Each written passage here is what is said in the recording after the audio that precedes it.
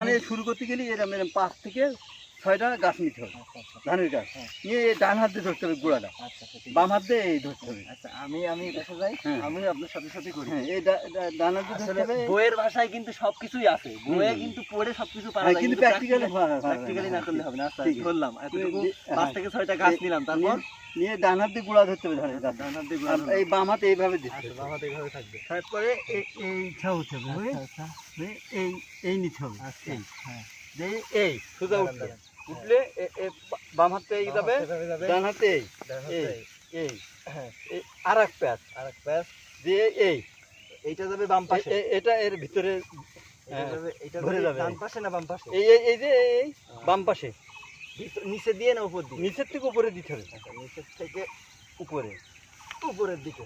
এই ঢোকা যাওয়ার পরে এবার এই যে আগার ধানটা এটা টান দিতে হবে, টান দিলে